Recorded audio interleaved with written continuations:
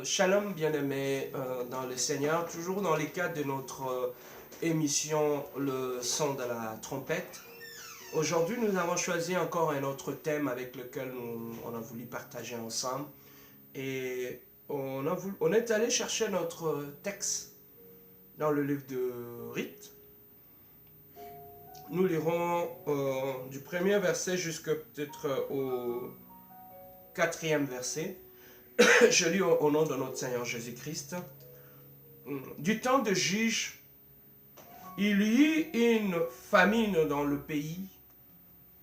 Un homme de Bethléem, de Juda, partit avec sa femme et ses deux fils pour faire un séjour dans le pays de Moab.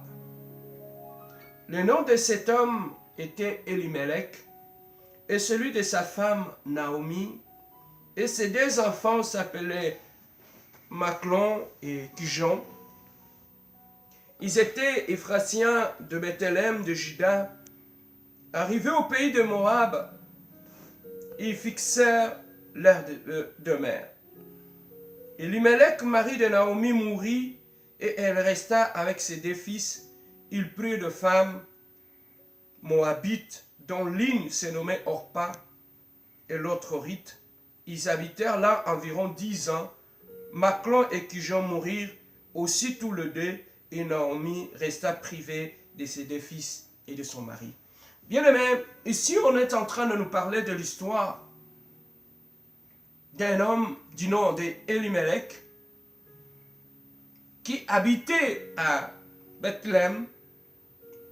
Il avait sa femme et ses deux fils, et pendant cette période-là, il y a eu une famine là où il habitait, et il avait pris une décision de quitter le contrée où il habitait pour donner un avenir meilleur à sa femme et à ses enfants. Il voulait tellement le bien de sa maison, et il s'est dit non, on ne va pas habiter ici parce qu'il y a la famine ici. On va aller chercher un endroit qui est plus meilleur pour offrir un avenir meilleur à mes enfants. Le Messie avait pris une décision. Il avait pris sa femme, il a pris ses deux fils et ils sont allés à Moab. À Moab, bien aimé, là où ils étaient partis s'installer, nous sommes sans ignorer que le Moabite, leur descendance, ils viennent des enfants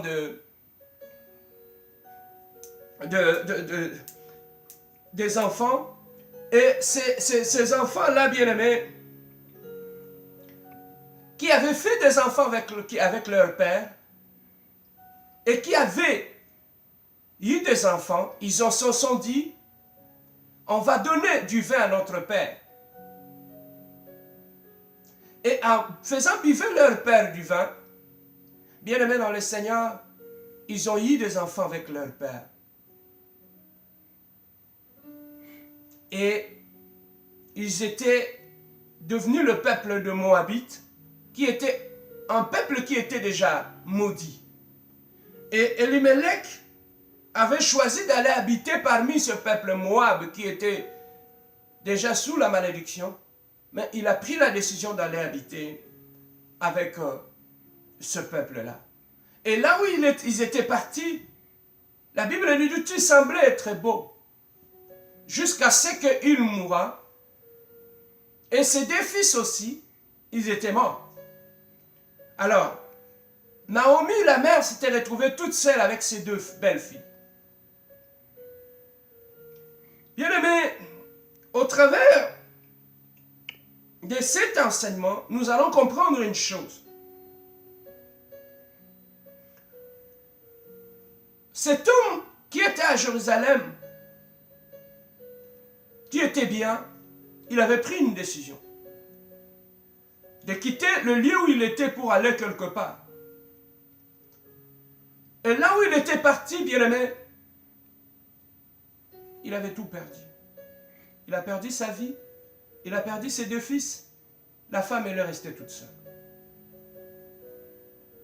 Est-ce que le lieu qu'il avait choisi d'aller,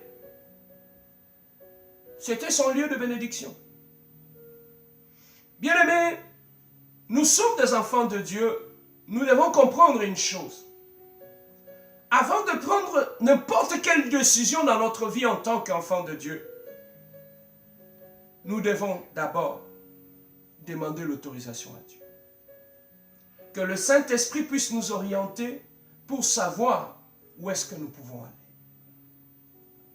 Cet homme avait pris une décision d'aller quelque part, mais cet endroit n'était pas un lieu de bénédiction pour eux. Bien aimé, il y a certains lieux où tu peux aller qui ne sera pas un lieu de bénédiction pour toi.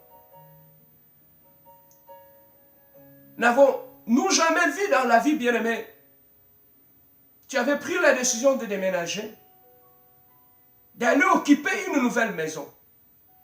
Mais depuis que tu as occupé cette maison, regarde ce qui se passe maintenant dans ta vie.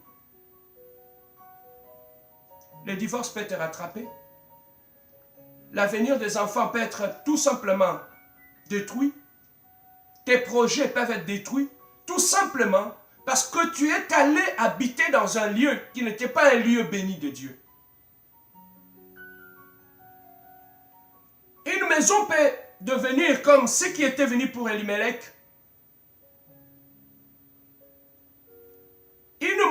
Un mauvais lieu bien-aimé peut devenir comme la ville de Moab.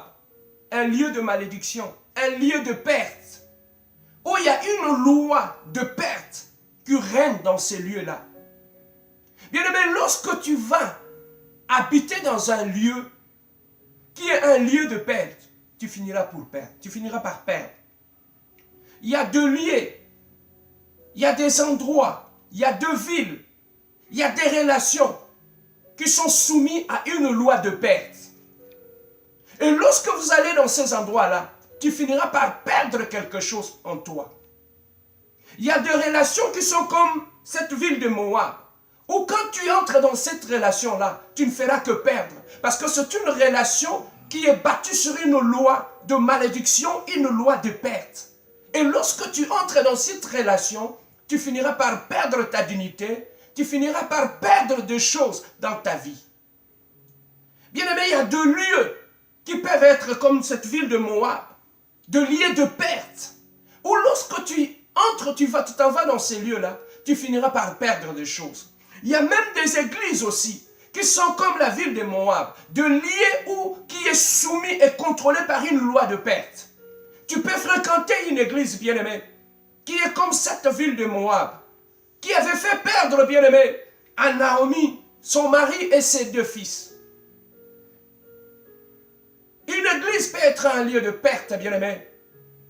Une église qui est soumise à une loi de perte. N'as-tu jamais entendu qu'une personne qui était bien mariée, qui avait ses enfants, depuis que tu as commencé à fréquenter cette église, tu as perdu ton mariage. Depuis que tu as commencé à fréquenter cette église, regarde l'état de tes enfants. Ils sont devenus plus turbulents. Les enfants ont perdu leur virginité dans l'église.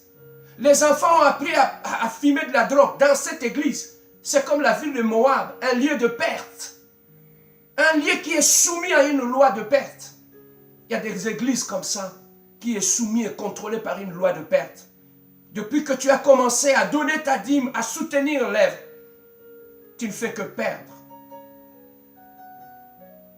C'est une ville, c'est un lieu, c'est une église, c'est un couple qui est soumis à une loi de perte.